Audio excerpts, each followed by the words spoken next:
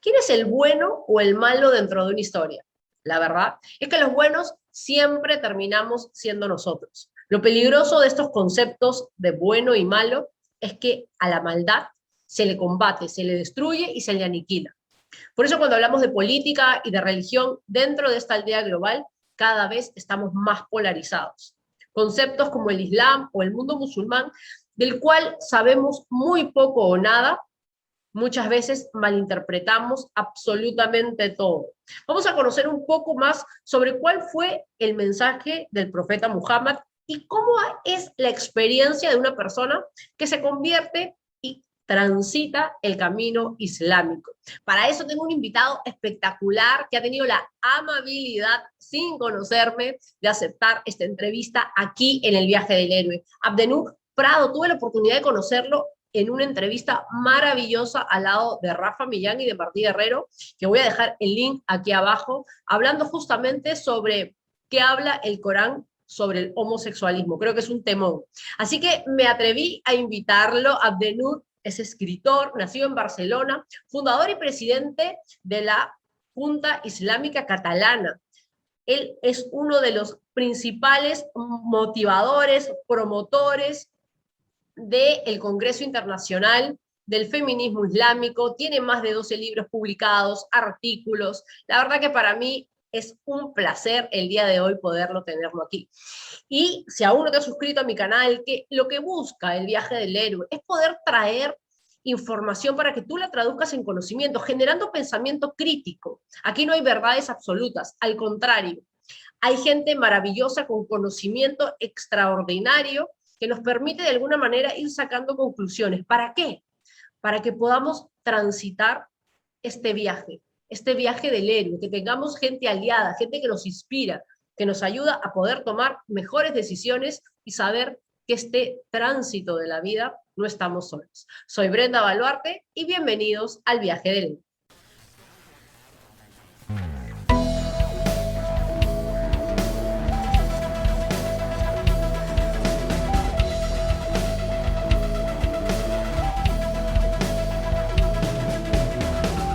Pero agradecerte porque la verdad, tomarte el tiempo, yo siempre digo que lo más valioso que tiene un ser humano es el tiempo, así que estés aquí en este espacio, Totalmente.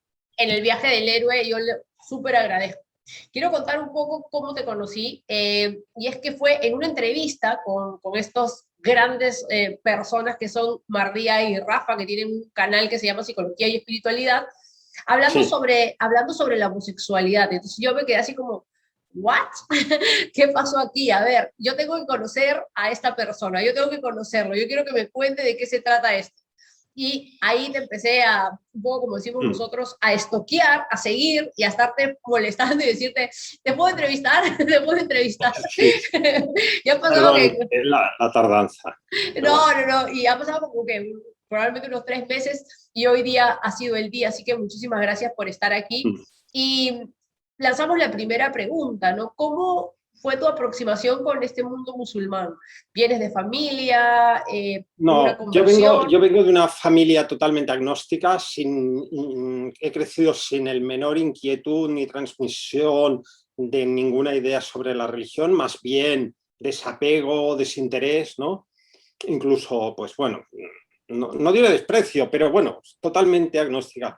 Y yo crecí cuando en mis primeras lecturas de formación filosóficas de pensamiento, yo me consideraba totalmente ateo, pero completamente ateo. Quiero decir que no tengo ninguna, no vengo de tradición cristiana, vengo de un contexto cultural cristiano porque nací en Barcelona, pero empecé a escribir y a leer y de alguna manera pues fui interesándome por la espiritualidad y tuve una experiencia muy fuerte que he contado en otras ocasiones, una experiencia de transformación que me hizo descubrir la presencia de la divinidad en mi vida directamente y en el cosmos, en la creación, y fue un choque para mí que me rompió todos los esquemas y tuve que reconstruirme, tuve que empezar a reconstruirme, a buscar y entre mis lecturas así siempre había una cierta simpatía por el Islam,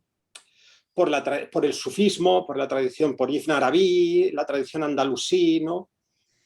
tal vez porque soy de nacionalidad española, ¿no? Entonces, pues, el tema andalusí está presente, ¿no?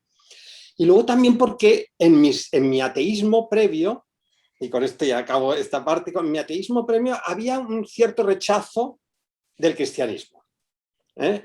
O sea, un cierto rechazo a los dogmas del cristianismo, a la Trinidad, incluso a una imaginería, una imagen de Dios encarnado, clavado en una cruz sangrante. Había toda una serie de cosas del cristianismo que a mí de siempre me producían reparos, ¿no? Y bueno, simplemente el rechazo del cuerpo, de la sexualidad, de la carne, el tema de la iglesia, toda una serie de componentes que me hicieron pues que no. Luego me he reconciliado, pero a través del Islam. Eso está simpático. Y nos podrías contar un poco cuál fue este encuentro, como tú dices, con lo divino, con lo trascendente, porque algo que sucede mucho a raíz de que uno empieza, mi experiencia personal, ¿no? Empecé como a leer y estudiar y claro, como tú dices, yo vengo de una familia católica tradicional y luego, bueno, yo decidí hacerme evangélica, ¿no? Entonces ahí fueron como unos 15 años de adoctrinamiento y luego salirme también fue todo un proceso, ¿no? Y entonces la gente de pronto te dice, ah, que eres atea, ¿no? Yo digo, que no crees. Yo digo, es que cuando uno tiene un encuentro con lo trascendente, no tiene tanto que ver con la creencia, creo, No. tiene que ver con esta cosa que pasa que creo que no tiene palabras. Así que no sé si nos puedes compartir un poquito tu experiencia, porque creo que nos va a enriquecer y nos va a llevar a un punto muy importante. Mi experiencia fue a través de la poesía. Yo escribía poesía, tenía una pasión por la poesía y la sigo teniendo, ¿no? Y me decidí retirarme al campo a escribir un año sabático, dejé mi trabajo, dejé todo y me fui. Y claro, lo que yo no me esperaba es que en la soledad me iban a pasar una serie de cosas que son absolutamente inexplicables desde la lógica, desde el materialismo, desde cualquier otra perspectiva que no sea, pues, que no incluya una dimensión espiritual, ¿no? Bueno, es muy complicado, ¿no? Pero viví un proceso muy fuerte de apertura a lo divino, de sentir la presencia de lo divino pero la presencia que viene a visitarme. Estoy hablando de cosas un poco que se van difíciles de explicar, ¿no? Sentí que mi yo moría, viví incluso un proceso de muerte simbólica, totalmente solo, estando solo. Entonces yo me aferraba a las lecturas para comprender lo que me estaba pasando, ¿no? Entonces empecé a leer a los místicos, ¿no? Intentando, pues bueno, y entonces enseguida encuentras algo a lo que aferrarte, porque si no te vuelves, te desestructura totalmente, ¿eh? Corres el peligro. Yo muchas veces he dicho, porque viví como una iniciación, pero totalmente en soledad, sin maestros, sin una tradición, y eso es muy peligroso. Bueno, puede serlo. Uh, por suerte. Claro, la línea es muy delgada, ¿no? Sí, sí, hubo un momento que yo me sentí que me podía volver loco, totalmente, ¿eh? O sea, incluso cuando volvía de esta experiencia a la ciudad, a Barcelona, yo no encajaba en nada. Entonces era un extraño en mi propia ciudad, con mis propios seres, familia, me sentía como totalmente un extraño, como si fuera otra persona, ¿no? ¿No? Los cristianos hablan del renacido, pues no sé qué, yo no sé si son arquetipos universales, y yo viví un proceso de transformación interior, y a través de la poesía, lo que solo añado esto, pues claro, yo escribía, y la poesía, cuando es inspirada, dice más de lo que tu mente quiere asimilar o decir, ¿no? Entonces, y empecé a escribir y de repente me di cuenta de que estaba escribiendo oraciones plegarias a Dios. Entonces, yo lo escribía y decía, no es literatura, yo soy ateo. No, pero bueno, enseguida te das cuenta de que eso no se sostiene, ¿no? De que simplemente has vivido esa apertura, ¿no? Qué, Son procesos muy, muy complicados. Y luego de asimilar, ¿no? Yo creo que toda una vida lleva a asimilar esos procesos. y qué bonito Sí, lo que dices, porque yo creo que el arte, creo que el arte es la vía, ¿no? O sea, no, sí. siempre lo he creído y cada vez que me encuentro con personas tan maravillosas como tú, como Mardía, como Rafa, veo y digo, o sea, esta cosa que alguno de manera a veces como instintiva va sintiendo que el arte en todas sus dimensiones, ¿no? A través de la pintura, de la poesía, Sí. del actuar, ¿no? Uno va teniendo este encuentro con uno mismo y desde ahí puede irse construyendo, como tú dices, para ir relacionándose y vinculándose con el mundo, ¿no? Desde otro lugar. Te hago una pregunta. ¿Por qué crees que el mundo musulmán tiene tan mala fama? ¿No? Es como tiene mala prensa, dicen por ahí, ¿no? Bueno, Y para este lado, por ejemplo, de América Latina, hay muy poquito. O sea, yo creo que aquí en Lima, por ejemplo, nunca he visto una mezquita o he visto solamente una en el sur, en una ciudad que está muy pegada con Chile, y de ahí no he visto más. Así que, bueno, probablemente por desde mi ignorancia. Pero cuéntame un poco por qué crees tú a qué se deba. pero primero te voy a hacer un comentario muy breve sobre lo que has dicho antes del arte. En Occidente, en muchos sentidos, sobre todo en Occidente, pero yo creo que es universal, pero sobre todo a través de las iglesias, se han centrado mucho en la creencia, en los dogmas, en afirmar. Y sí, llega un momento en que, digamos, toda una serie de experiencias de transformación iniciáticas han pasado al arte. La poesía, desde Dante, ya desde la Edad Media, conserva todo, en los románticos alemanes. Hay una dimensión mística ineludible en la poesía moderna, hasta en las vanguardias, incluso en las vanguardias. Entonces, yo creo que hay toda una dimensión transformadora de la experiencia interior espiritual que se ha refugiado en el arte. ¿Por qué? Pues porque estaba ahogada la espiritualidad por una concepción excesivamente volcada en el dogma, en la creencia, en la institución, en los sacramentos, etcétera, ¿vale? La otra pregunta es una pregunta que saltamos totalmente de mundo y vamos al mundo pues, de la geopolítica, de alguna manera de las construcciones del imaginario colectivo. Hay muchas causas para explicar por qué el Islam está tan mal visto en Occidente, ¿no? Hay una causa histórica clarísima. El Islam ha sido siempre el enemigo desde siglos.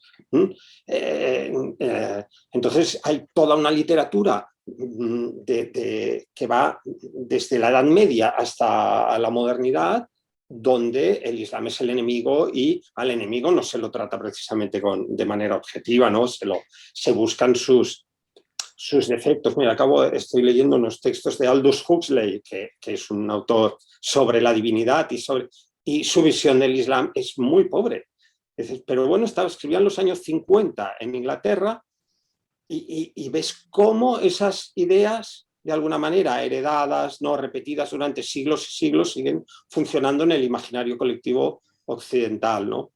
Luego hay, como estoy mirando desde Occidente, desde cómo se ha tratado al Islam desde Occidente. Luego hay también hay causas objetivas, ¿no? En la modernidad también el Islam una vez más ha sido el enemigo. Hay causas relacionadas con el petróleo, con la necesidad de controlar determinados recursos, fuentes de recursos naturales, la alianza con Arabia Saudí, de Estados Unidos.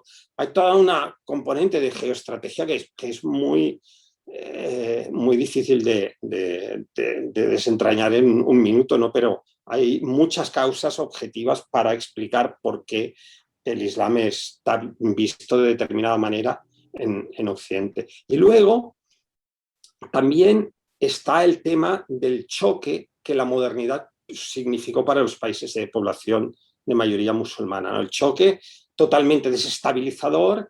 De repente el mundo musulmán, que se había creído había sido hegemónico durante siglos, ya estaba en decadencia, pero se había creído hegemónico o incluso con un cierto complejo de superioridad, ¿no? Como todos los imperios, ¿no? Aunque sean decadentes, pues siguen manteniendo una cierta aura y de repente se descubre débil, ¿no? Y en manos de un Occidente que lo ha superado en todos los terrenos, ¿no? A nivel de desarrollo económico, de desarrollo militar, científico, etcétera, ¿no? Entonces, y que lo domina, ¿no? Entonces hay una reacción en todo el mundo musulmán que es una reacción de rechazo y de una reacción totalmente, de alguna manera, visceral, ¿no? A esa, ¿no? Y entonces se generan toda una serie de imágenes de... Digamos que las reacciones que la modernidad ha generado a la invasión de los países musulmanes por parte de Occidente o a la dominación por parte de Occidente, pues suelen ser muchas veces son agresivas, ¿no? Son agresivas para bien, para mal, de defensa, de ataque, de todos. Entonces se genera también, pues, eso, ¿no? Y hay una cosa que para mí es todavía peor, y es que desde determinados centros de poder en países árabes, sobre todo Arabia Saudí, se divulga una visión del Islam totalmente oscurantista, que tiene mucho dinero detrás, ¿no? Para financiarla, todo el dinero del petróleo, para financiarla, y que de alguna manera mantiene totalmente alienados a los musulmanes, ¿no? A gran parte de los musulmanes del mundo, con un discurso absolutamente anclado, absolutamente descontextualizado de las realidades del siglo XXI, y bueno, que tiene como misión eso, evitar precisamente el desarrollo de una espiritualidad islámica libre, ¿no? y el control de los musulmanes, ¿no? Entonces, bueno, el conjunto de cosas es desastroso, simplemente es. Has mencionado dos cosas que creo que ha sido muy bonito, ¿no? O sea, primero este punto de partida desde este lugar, de la importancia del arte como esta vía para reconectarnos con lo Sí. trascendente, y luego esta interpretación que tenemos y este dominio y este poder que se va teniendo, como tú has mencionado, desde la política, desde la economía, donde de alguna manera las estructuras terminan eh, buscando ciudadanos dóciles, ya sea desde un lugar y desde el otro, y va polarizando, ¿no? Estoy leyendo el ABC de la felicidad de Lou Marinoff, y él menciona que estamos en esta aldea global, ¿no? Y una de las razones de esta polarización que tenemos justamente es el monoteísmo, ¿no? Desde su contextualización judía, cristiana y también el mundo musulmán. Y eso me parece bien interesante, porque creo que el trabajo del cristianismo en los últimos años ha sido algo que mencionaste, ¿no? Al enemigo no se le combate, ¿no? Al enemigo se le elimina. Entonces, cuando yo de alguna manera ignoro que al otro lado hay una geografía, hay todo un contexto de por qué se mueven de esa manera, hay un idioma, eh, puedo aproximarme, ¿no? Pero si es un enemigo, yo no puedo aproximarme, porque el enemigo no puedo generar vínculos, ¿no? Entonces, un poquito la idea hoy día en este espacio, en el viaje del héroe, que es eso, ¿no? Es hacer este viaje de reconocimiento primero de quién soy y de cómo me voy a ir integrando en esta aldea global con el mundo que me rodea, y cómo podemos encontrar estos puntos de encuentro. Cuéntanos un poco de alguna manera, qué predica, cuáles son las máximas del mundo islam o del Corán o del profeta, porque cuando uno descubre ese lado, que me ha tocado yo muy poquito, porque es lo que menos conozco y por eso estás aquí, darme cuenta de que lo que se predica son cosas hermosísimas, ¿no? Y que están, al igual que el cristianismo y que el judaísmo, totalmente descontextualizadas. Sí. Bueno, lo que me preguntas es que para hacer una... ¿no? Cinco reuniones más, 5 reuniones más. Sí, sí. Bueno, solo de entrada explicar que la palabra Islam es un verbo, no es el nombre de una religión, sino el verbo, es una forma verbal que significa sometimiento, pero sometimiento consciente, ¿no? Librarse a Dios, ¿no? ¿Y qué significa eso? Esa entrega a lo divino. Significa que el musulmán se reconoce como una criatura creada, un ser acabable, contingente, ¿no? Y se pone en manos del creador de los cielos y la tierra. Es decir, es un movimiento de centramiento del ego, de alguna manera, ¿no? y de ponerse en manos y reconocer que no somos nada sino criaturas de algo más grande que nosotros, ¿no? De un creador es bueno, que lo abarca todo, que está presente en todas las cosas, que se manifiesta en todo lo creado, ¿no? Y al cual, pues, cuando uno siente la presencia de esa divinidad, ¿no? De eso que es más grande que cualquier cosa que podamos pensar, concebir o imaginar, ¿no? Siempre está más allá de todo lo que podamos llegar a pensar. La divinidad, Allah, Dios, está siempre más allá de cualquier cosa que podamos llegar a pensar. Y lo único que cabe es desmoronarse, reconocerlo y de alguna manera caer postrado de asombro, ¿no? O sea, por eso el primer movimiento del musulmán es poner la frente al suelo, como un gesto de humildad, ¿no? Decía el profeta Muhammad, que la pasea con él, decía, cada tradición, cada din, cada forma de vida tiene su carácter innato, algo que es esencial para él, y el elemento innato del Islam es la humildad.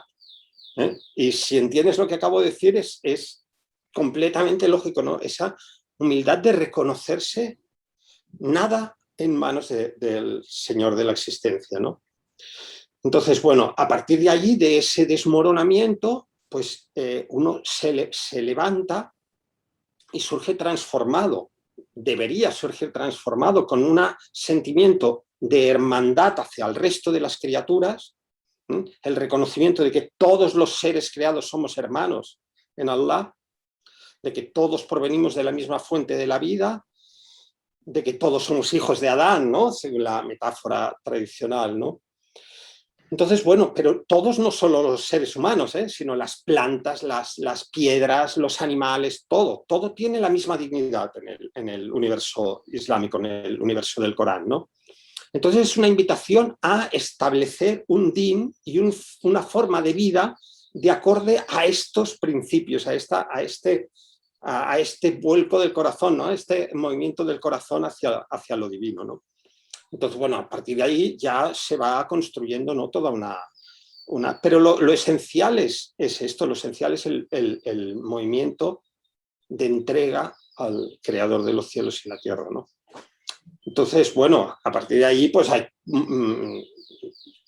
todo un universo, ¿no? El Islam es muchas cosas, ¿no? Qué importante eso que dices, ¿no?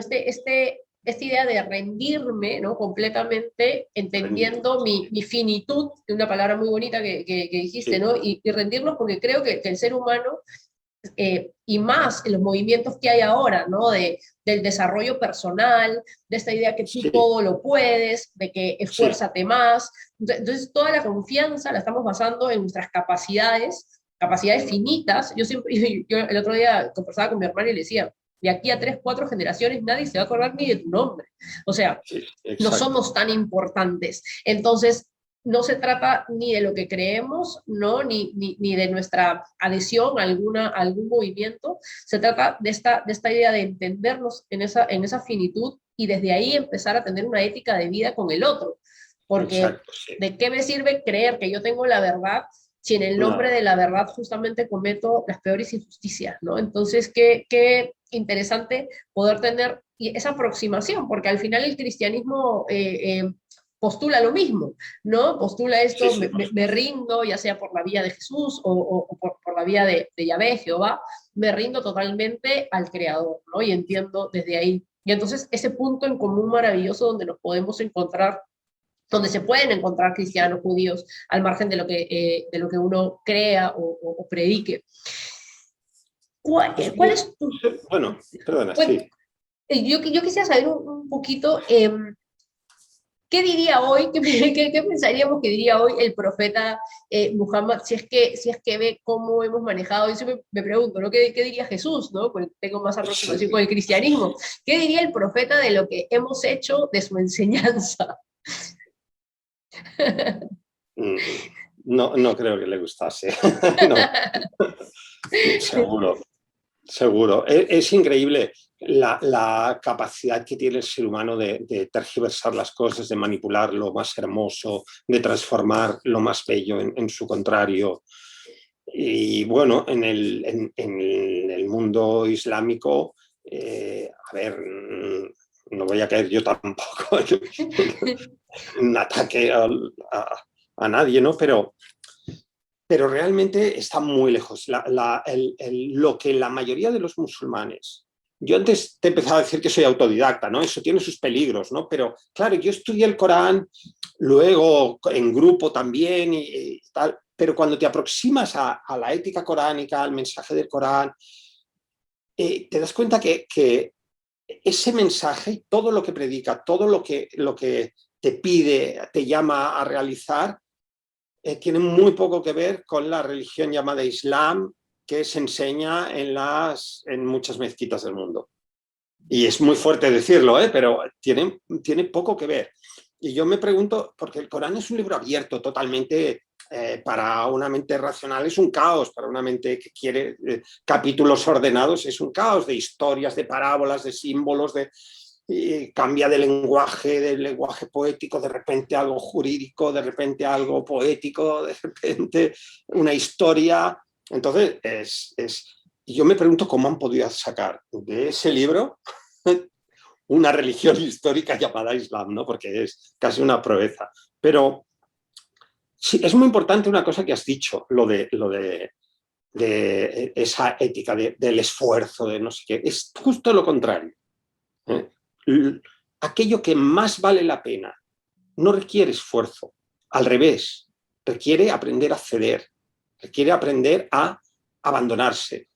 O sea, todo aquello que puedes conseguir con tu esfuerzo, de tu voluntad, de no sé qué, sí puedes conseguir muchas cosas, pero lo esencial pide lo contrario, pide abandonar la lucha, ceder, rendirse, pide dejar y dejar ser a las cosas y que se manifieste lo real y que te guíe, que la vida sea la que te guíe, no tú pretendas, ¿no? Ese es justo el movimiento de entrega a lo divino, ¿no? Reconocer que hay algo más poderoso que tú. Si vamos a discursos de autoayuda, de empodérate, no sé qué, no salimos de lo mismo, no salimos de nuestro propio ego, de nuestra propia... a veces es necesario para ciertas cosas, pero en lo esencial la respuesta está precisamente en lo contrario.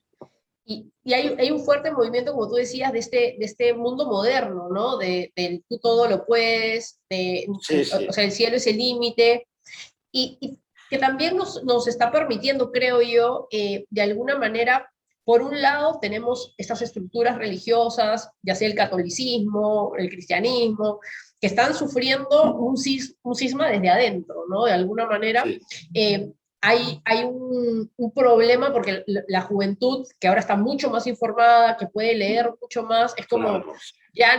ya no me creo esto de manera, ya no me someto tanto, ¿no? Pero de pronto, ¿hacia dónde voy? Entonces se ha convertido, como yo digo, como un mercado, pensar que, ok, ya no hay esta rendición ante lo divino, ya la estructura religiosa no me funciona, entonces yo soy el todopoderoso, ¿no? Cuidado porque es sumamente peligroso esta idea de que yo todo lo puedo, yo soy invencible, porque somos seres totalmente finitos, frágiles, como tú Sí, mencionaste, sí. contingentes, y hay mucho sufrimiento cuando queremos, y aparte que somos presa de este mercado Sí, de sí, sí. gurús de la autoayuda, donde te venden un curso para que lo logres, para que logres la abundancia, y si no lo logras es porque tienes, como yo digo, un problema de mentalidad a la cual tienes que abrirte para poder atraer la abundancia, y de pronto te venden otro Más curso. exigencia. Exacto, y más Más cursos y más exigencia. cursos, y Más es exigencia. una, como esta rueda de hámster, ¿no? Que nunca sales. Me gustaría ir como cerrando con estos temas que son polémicos, pero como inicié hoy día esta entrevista, que tuve la oportunidad de conocerte, justo con un tema polémico y tres temas, ¿no? La mujer, la homosexualidad y las minorías en el Corán, cómo las mira, qué es lo que dice, qué es lo que de alguna manera expresa, para también irnos aproximando desde otro lugar, desde este lugar, como tú mencionaste, desde la espiritualidad y no de la estructura religiosa. Tengo que decirte que tengo 7 libros publicados y he publicado, por ejemplo, en mi último libro, El rostro materno de Allah, aportaciones al feminismo islámico, es un libro de 250 páginas sobre feminismo islámico. Entonces, me es muy difícil resumir lo que... Vamos a hacer otra entrevista. Bueno, Ahora vamos a hacer una pincelada para dejarlo bueno, ahí te tengo que con hacer el llegar el gustito. libro si no lo tienes, ¿vale? Sí. Luego, sobre la homosexualidad en el Islam, ya en el 2006 publiqué un ensayo de 50 páginas que está publicado dentro de un libro mío sobre la homosexualidad en el Islam, donde analizo toda la historia del profeta Lot en el Corán, que tradicionalmente se dice que es donde se condena la homosexualidad, y cuando yo lo leí y lo analicé, dije, bueno, voy a ver qué dice. Me llevé una sorpresa mayúscula, porque es que no menciona la homosexualidad, ¿no? Y claramente se puede interpretar, vale, sí, pero claramente la versión de los habitantes de la ciudad de Lot, de los sodomitas, entre comillas, ¿no? De los habitantes de Sodoma hacia los ángeles, es un poco la misma historia que en la Biblia, le dicen, te hemos prohibido que acojas extranjeros. No le dice que son que quieren tener relaciones con ellos, ¿no? Es la prohibición de las leyes de la hospitalidad. El pecado de la gente de Lot no es la homosexualidad, como dicen los predicadores constantemente. Y está en el Corán claramente dicho. Pero claro, y yo me llevé una sorpresa brutal. Entonces yo dije, no puede ser, espera, voy a contrastarlo. Y con otras fuentes me dijeron, hemos llegado a la misma conclusión. Dije, bueno, voy a desarrollarlo y lo voy a publicar. Y lo hice, ¿no? Entonces te sorprendes, ¿no? De cómo condenas a la homosexualidad tradicionales dentro de la tradición se sostienen sobre nada, ¿no? Es todo un descubrimiento. Yo cuando empecé con eso en el 2004, 2005, en castellano no había nadie que hablase de eso. Ahora ya es muy habitual. Y el tema del feminismo islámico lo mismo. Empezamos en el 2005 con un Congreso Internacional de Feminismo Islámico que organizamos en Barcelona. Hicimos 4 congresos internacionales, ¿no? Entonces fue maravilloso porque yo trabajaba en Web Islam, una web islámica, y empecé a tener contacto con organizaciones de mujeres musulmanas de diferentes, porque cuando salía una noticia de Nigeria que quieren lapidar a Amina Wadud, lo que yo hacía era buscar organizaciones de mujeres de Nigeria para hablar con ellas. Lo que deberían hacer los medios serios aquí, en cualquier país del mundo. Claro, claro. Creo yo, ¿eh? Entonces yo contacté con organizaciones de mujeres musulmanas de Nigeria, luego en Malasia, luego entonces empecé a encontrar, y dijimos, vamos a juntarlas, vamos a hacer un congreso de organizaciones intelectuales, activistas musulmanas que luchan por los derechos de las mujeres musulmanas y contrastan y tiran por tierra todas las interpretaciones patriarcales del Corán. Hasta el punto de que he escrito un largo capítulo sobre eso, hay una deconstrucción total del patriarcado en el Corán, mostrando que el Corán no es un texto patriarcal para nada, que no postula, que dice literalmente que Dios no es un padre, que es la base teológica del patriarcado, que no tiene sexo, que no se le puede atribuir, bueno, dice que los padres no son los jefes de familia, dice, o sea, todos los principios del patriarcado el Corán los desmonta. Y es algo absolutamente sorprendente. Absolutamente. No, y sobre todo no solamente para la concepción, me imagino, dentro del mundo islam, sino para la concepción que tenemos los que estamos afuera del mundo islam. Bueno, totalmente. ¿No? Que, como decía, yo desde mi cultura que he absorbido, que es el cristianismo, que también de alguna manera se bebe de esta idea totalmente patriarcal, decimos, sí, somos, pero no tanto como ellos, ¿no? pero me temo que no vais a poder seguir, no van a poder seguir diciendo mucho más eso. Exacto, entonces, qué importante, ha dicho 2 cosas que quiero rescatar que me parecen sumamente valiosas, ¿no? Qué importante es el estudiar, qué importante es el tener conocimiento, porque a veces nos quedamos simplemente con la información de que eso está mal. ¿Por qué? Porque está mal y punto, ¿no? Pero hay que cuestionarlo. ¿De dónde viene la fuente? Como tú dijiste, contrastar estas 2 fuentes para ver desde dónde se está argumentando, ¿no? Y desde ahí empezar a construir cuáles son las razones. Y bueno, nos vamos a encontrar obviamente que las estructuras religiosas simplemente van por un lado de dominación y de poder, pero el ser humano necesita me gustó lo que tú dijiste, ¿no? Rendirse a lo trascendente y divino para encontrar esa libertad que no está en las estructuras, sino es un agarrarse de algo que va mucho más allá. La verdad... Y ya no solo en las estructuras religiosas, sino en todo el mundo institucional en general. Es decir, todas las instituciones pueden tener valores positivos, lo que sea, pero el peso de lo institucional, de lo instituido, de la burocracia, de las políticas diseñadas por expertos, es tan brutal en nuestra vida que lo tenemos tan interiorizado que ni siquiera nos damos cuenta. Quiero decir que en ese sentido una espiritualidad liberada y una entrega y un establecimiento sincero y personal de contacto con la fuente de la divinidad es liberador totalmente. O sea, y te genera un espacio interior de libertad y de donde brotan muchas cosas, ¿no? Donde brotan muchas decisiones, actos hermosos y donde puedes tu vida se orienta de otra manera, ¿no? Que no solo dominada por las estructuras en las que nos movemos, ¿no?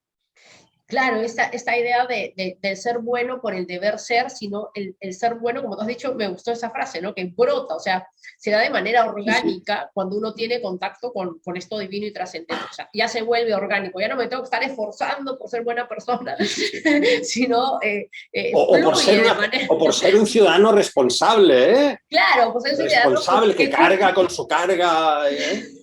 Cumplo las leyes porque si no me meten a la cárcel, ¿no? No, cumplo las leyes porque se me da de manera natural, o sea, es que es como que parte desde otro lugar, como tú lo has mencionado, y qué bonito, ¿no? Qué bonita esta idea de poder estar de alguna manera efervescente y estar vivos, ¿no? Porque a veces no nos damos cuenta de este privilegio del estar vivos y qué estamos haciendo con nuestra vida, ¿no? A veces lo ponemos como esta meta, como esta idea de objetivo alcanzable, que termina siendo más finito todavía que nuestra propia existencia. Abdenur, te agradezco muchísimo y quiero saber por qué Abdenur, antes de cerrar este espacio. ¿Qué significa? Abdel significa siervo, servidor, y Nur la luz, servidor de la luz. Es un poco, a lo mejor pretencioso, pero bueno, en árabe se hacen esos nombres combinados con Abdel y Rahman, servidor del misericordioso, servidor de... Y eso, bueno, me lo puso Mansur Escudero, me lo puso al final de un Ramadán, en la euforia del último día de Ramadán, de haber acabado, de haber ayunado 30 días, el estado de felicidad. Le dije, Mansur, ahora quiero tener un nombre islámico. Y al cabo de un rato me dijo, Abdel Nur. Y yo le dije, vale. Y ya está. Surgió de una manera muy hermosa. Sí. Lo reconocí. Ya totalmente integrado. Muchísimas gracias, la verdad, Abdenur, por haber estado aquí en el viaje del agradecimiento es lo más básico. Y espero poder volverte a tener aquí en el viaje del héroe para hablar de temas ya un poco más picantes, porque pienso que de alguna manera este espacio se vuelve para mí un granito de arena, primero por las inquietudes que yo tengo personales frente a lo que no conozco y cómo puedo tener una apertura frente a lo que no conozco para poder generar pensamiento crítico, para poder deconstruir muchas estructuras sociales que nos mantienen más bien alejados de este mundo espiritual, de esta experiencia espiritual, exacto. Así que muchísimas gracias nuevamente por tu tiempo. Ha sido un placer conocerte. Gracias, Brenda. Muchísimas gracias.